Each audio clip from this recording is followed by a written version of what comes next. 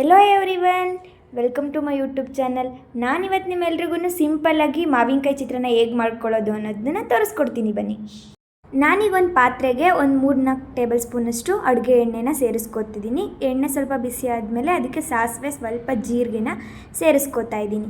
ಸಾಸಿವೆ ಸಿಡ್ದಾದ್ಮೇಲೆ ಕಡಲೆಬೇಳೆ, ಉದ್ದಿನಬೇಳೆ ಹಾಕಿ ನೆಕ್ಸ್ಟ್ ನಾನು ಅದಕ್ಕೆ ಕಡಲೆ ಬೀಜನ ಸೇರಿಸ್ಕೊತಾ ಇದ್ದೀನಿ. ಕಡಲೆ ಬೀಜನ ಒಂದು 2 ಮಿನಿಟ್ಸ್ ಲೋ ಫ್ಲೇಮಲ್ಲಿ ಇಟ್ಕೊಂಡು ತಿರುಗಿಸ್ಕೊತಾ ಇದ್ದೀನಿ. ಸ್ವಲ್ಪ ಕಲರ್ ಚೇಂಜ್ ಆಗ್ತಿದ್ದಂಗೆ ನಾನು ಇದಕ್ಕೆ ಬೆಳ್ಳುಳ್ಳಿನ ಸೇರಿಸ್ಕೊತಾ ಇದ್ದೀನಿ. ನಾನಿರೋ ಒಂದು ಎಸ್ಲು ಬೆಳ್ಳುಳ್ಳಿನ ಸುಲಿದಿಟ್ಕೊಂಡಿದ್ದೆ, ಅದನ್ನು ಸೇರಿಸ್ಕೊತಾ ಇದ್ದೀನಿ. ಬೆಳ್ಳುಳ್ಳಿ ಚಟಪಟ ಅಂತ ಸೌಂಡ್ ಆಗುತ್ತಲ್ಲ, ಆ ಟೈಮಲ್ಲಿ ನಾನು ಇದಕ್ಕೆ ಒಂದು 4-5 ಹಸಿಮೆಣ್ಸಿನ್ಕಾಯಿನ ಹಚ್ಚಿಟ್ಕೊಂಡಿದ್ದೆ, ಅದನ್ನು ಸೇರಿಸ್ಕೊತಾ ಇದ್ದೀನಿ. ಹಸಿಮೆಣ್ಸಿನ್ಕಾಯಿ ಹಾಕಾದ್ಮೇಲೆ ನೆಕ್ಸ್ಟು ಈರುಳ್ಳಿನ ಸಣ್ಣದಾಗೆ ಹಚ್ಚಿಟ್ಕೊಂಡಿದ್ದೆ, ಅದನ್ನು ಸೇರಿಸ್ಕೊಂಡು ನೀಟಾಗಿ ಮಿಕ್ಸ್ ಮಾಡ್ಕೊತಾ ಇದ್ದೀನಿ.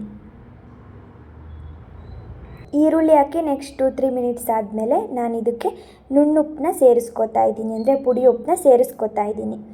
ಉಪ್ಪನ್ನ ಸೇರಿಸ್ಕೊಂಡು ನೀಟಾಗಿ ಮಿಕ್ಸ್ ಮಾಡಿಕೊಂಡು ಈರುಳ್ಳಿ ಸ್ವಲ್ಪ ಕಲರ್ ಚೇಂಜ್ ಆಗಿ ಸಾಫ್ಟ್ ಆಗೋವರೆಗೂ ಬೇಯಿಸ್ಕೊತಾ ಇದ್ದೀನಿ. ನೆಕ್ಸ್ಟ್ ನಾನು ಇದಕ್ಕೆ ಕರ್ಬೇವಿನ ಸೊಪ್ಪನ್ನ ಸೇರಿಸ್ಕೊತಾ ಇದ್ದೀನಿ. ಮನೇಲಿ ಕರ್ಬೇವಿನ ಸೊಪ್ಪು ಒಣಗೋಗಿತ್ತು, ಹಂಗಾಗಿ ಈ ಟೈಮಲ್ಲಿ ಸೇರಿಸ್ಕೊತಾ ಇದ್ದೀನಿ. ನೆಕ್ಸ್ಟ್ ಮೈನ್ ಇಂಗ್ರೀಡಿಯೆಂಟ್ ಮಾವಿನಕಾಯಿನ ಸಿಪ್ಪೆ ತೆಗ್ಕೊತಾ ಇದ್ದೀನಿ. ಚಾಕುವಿಂದ ನಾನು ತೆಗ್ಕೊತಾ ಇದ್ದೀನಿ. ಮಾವಿನಕಾಯಿ ಇಲ್ಲಿ ನಾನು ದೊಡ್ಡ ಸೈಜ್ದ ತೊಗೊಂಡಿದ್ದೆ, ಹಂಗಾಗಿ ಅರ್ಧ ಮಾತ್ರ ಮಾವಿನಕಾಯಿ ಸಿಪ್ಪೆ ತೆಗೆದು ಅದನ್ನು ಸಣ್ಣದಾಗಿ ತುರ್ಕೊತಾ ಇದ್ದೀನಿ. ನೀವು ಎಷ್ಟು ಕ್ವಾಂಟಿಟಿ ಗೊಜ್ಜು ರೆಡಿ ಮಾಡ್ತಾ ಇದ್ದೀರೋ ಅದ್ರ ಮೇಲೇ ಮಾವಿನಕಾಯಿನ ಸೇರಿಸ್ಕೋಬೇಕಾಗುತ್ತೆ.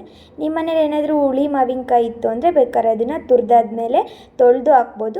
ನಾನಿಲ್ಲಿ ಜೀರಿಗೆ ಮಾವಿನಕಾಯಿ ತೊಗೊಳ್ತಿರೋದ್ರಿಂದ ಅದು ಹುಳಿ ಕಮ್ಮಿ ಇರುತ್ತೆ, ಹಂಗಾಗಿ ನಾನು ತೊಳೆಯಲ್ಲ, ಹಂಗೆ ಸೇರಿಸ್ಕೊತೀನಿ.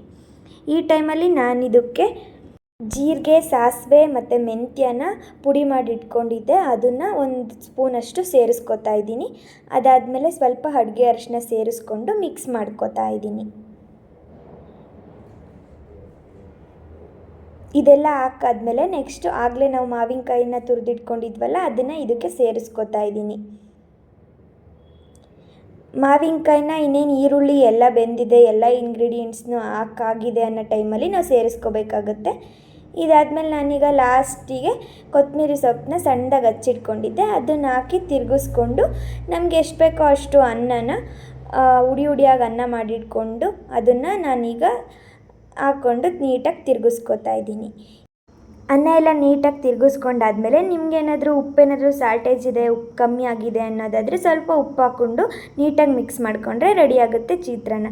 ನೋಡಿದ್ರೆ ಫ್ರೆಂಡ್ಸ್, ಎಷ್ಟು ಈಸಿಯಾಗಿ ಮಾವಿನಕಾಯಿ ಚಿತ್ರಾನ್ನ ಮಾಡ್ಕೋಬೋದು ಅಂತ. ನೀವು ಒಂದ್ಸಲ ಟ್ರೈ ಮಾಡಿ. ನೀವು ಏನಾದರೂ ಚೆನ್ನಾಗಿ ಬಂದರೆ ಕಮೆಂಟಲ್ಲಿ ತಿಳಿಸಿ. ನಿಮಗೇನಾದರೂ ಈ ವಿಡಿಯೋ ಇಷ್ಟ ಆದರೆ ಲೈಕ್ ಮಾಡಿ, ಶೇರ್ ಮಾಡಿ, ನನ್ನ ಚಾನಲ್ನ ಸಬ್ಸ್ಕ್ರೈಬ್ ಮಾಡ್ಕೊಳ್ಳಿ. Thanks for watching. ನೆಕ್ಸ್ಟ್ ವಿಡಿಯೋಲಿ ಸಿಗೋಣ. ಬಾಯ್ ಬಾಯ್.